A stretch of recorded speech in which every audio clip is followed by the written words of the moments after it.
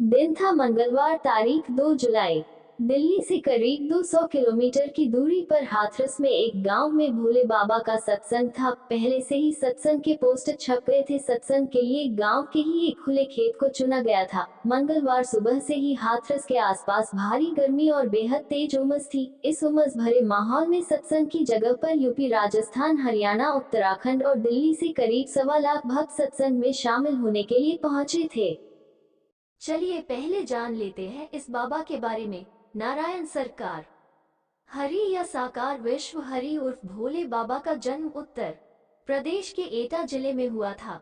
पटियाली तहसील में गांव बहादुर में जन्मे भोले बाबा खुद को गुप्तचर यानी कि इंटेलिजेंस ब्यूरो का पूर्व कर्मचारी बताता है। उनका दावा है कि 26 साल पहले बाबा सरकारी नौकरी छोड़ धार्मिक प्रवचन करने लगा। भोले बाबा के पश्चिमी उत्तर प्रदेश सहित उत्तराखंड, हरियाणा, राजस्थान, दिल्ली समेत देश भर में लाखों अनुयायी है।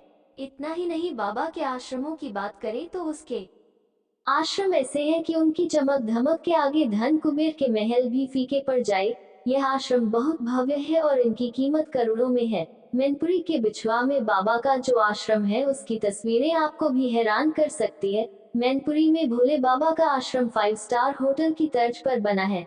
3 से 4 साल पहले बाबा को गिफ्ट में मिली 21 बीघा जमीन पर यह आश्रम बनवाया। इस आश्रम में भोले बाबा खुद 6 आलीशान कमरों में रहता है। अब सामने ये भी आ रहा है कि इनके ऊपर 6 अपराध है जिसमें यौन शोषण भी है।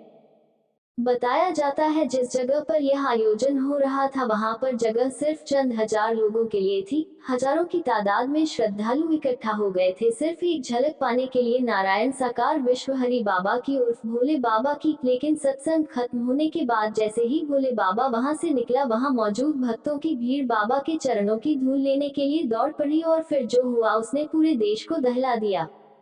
लोग दबकर एक दूसरे के ऊपर दब गई। जब सत्संग खत्म हुआ, ये भगदड़ खत्म हुई तो शवों का अंबार लग चुका था। बड़ी बात यह है कि इतनी बड़ी भीड़ को पूरी तरीके से कंट्रोल करने के लिए सिर्फ 40 पुलिसकर्मी थे जो कि सड़क के इलाके की यानी कि जो पहुंच मार्ग था सत्संग तक वहीं पर ज्यादा तैनात थे। अंदर बेहद कम पुलिसकर्मी थे। जो भी वहां पर आयोजन हो रहा था उसे कंट्रोल कर रहे थे बाबा के ही guards. Chief minister Yogi Adityanath ने मरने वालों को 2 लाख और घायलों को 50,000 की जो राशि है राहत राशि इसके बारे में घोषणा करती है। लेकिन दोस्तों इससे होगा क्या?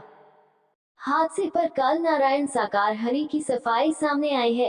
एपी सिंह को अपना वकील नियुक्त किया है और एपी सिंह ने ही लेटर वायरल करके दावा किया है कि यह बातें बाबा की ओर से कही गई है। जिन लोगों की जान गई उनके लिए संवेदनाएं और साथ ही यह भी कहा है कि असामाजिक तत्वों ने भगदड़ मचाई और भगदड़ से पहले समागम से मैं निकल चुका था।